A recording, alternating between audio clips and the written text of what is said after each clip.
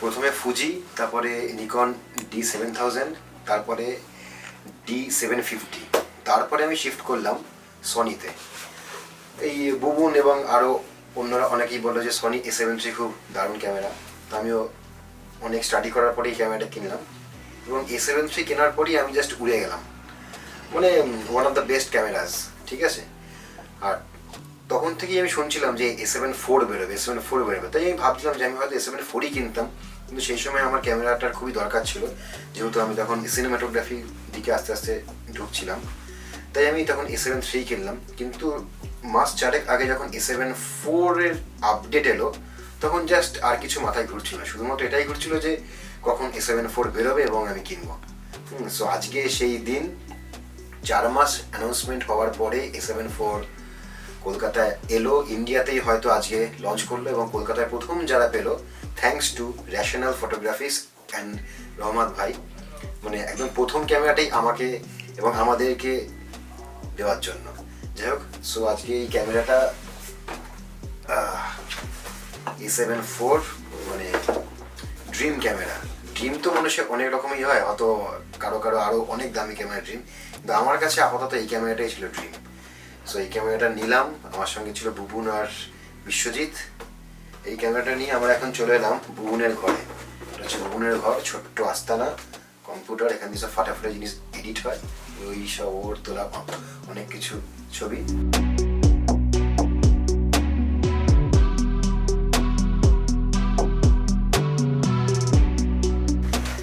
এখন এই ক্যামেরাটার আমি আনবক্সিং করবো। সাধারণত কোনো কিছুরই আনবক্সিং খুব একটা করি না, কিন্তু এই ক্যামেরাটা আমি এতটাই এক্সাইটেড যে ভাবলাম এই ক্যামেরাটা একটুখানি আনবক্সিং করি।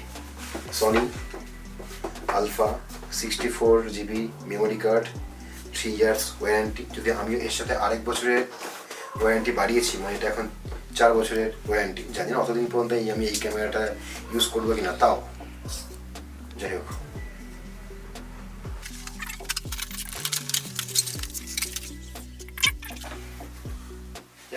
এগুলো বলছি না কি জিনিস, কাগজপত্র হ্যান ত্যান ম্যানুয়াল এই সমস্ত আছে, কার্ড আছে তার সাথে, সনির ফাস্টেস্ট কার্ড।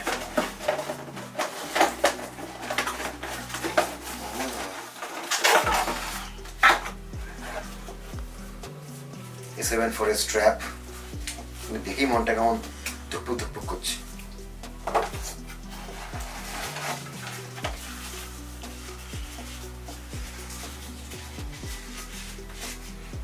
ব্যাটারি, এই ব্যাটারিটা A7 সেম ব্যাটারি, মানে A7 ব্যাটারি যার কাছে আছে এক্সট্রা, সে যদি A7 কেনে সেটাই ইউজ করতে পারবে, তাই তো? একদম।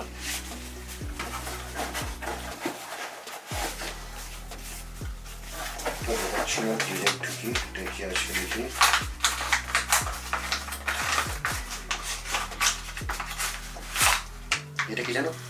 কেবল, এটা কেবল, এটা HDMI কেবল মনে হচ্ছে। না এটা না, type C to USB। Direct আমরা চার্জ দিয়ে কাজ করতে পারবো যদি ব্যাটারি শেষ হয়ে যায়।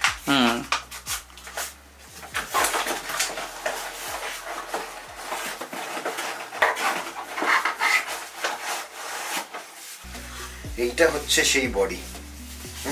আমি শুধুমাত্র A7 এর বডি নিয়েছি, কারণ লেন্সেস আমার কাছে অলরেডি আছে। আমার কাছে সনির সাথে ইউজ করার মতো প্রায় 5খানা মতো লেন্স আছে, সো কোনো লেন্স আমি কিনিনি।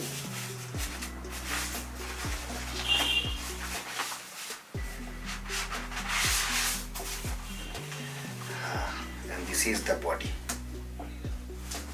the much awaited।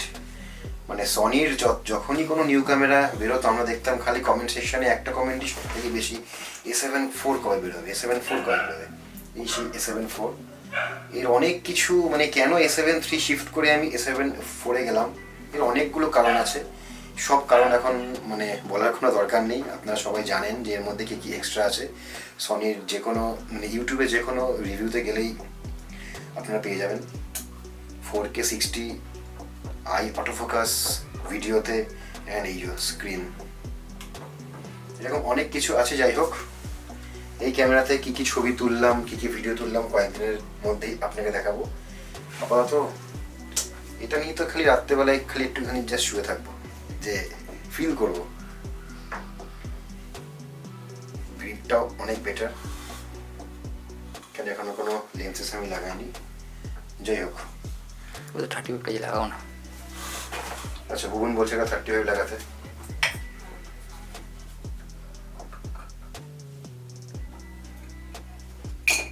এটা হচ্ছে সিগমার 1.4, এটা ভুবনের নতুন কিনেছে।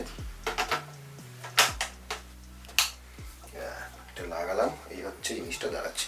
A7iv থেকে গ্রিপটা অনেক বেশি ভালো, অনেক বেশি মনে হচ্ছে বিষয়টা ধরেছি। যাই হোক, টাটা, দেখা যাক এই ক্যামেরাটা কত কি কাজে লাগাতে পারি।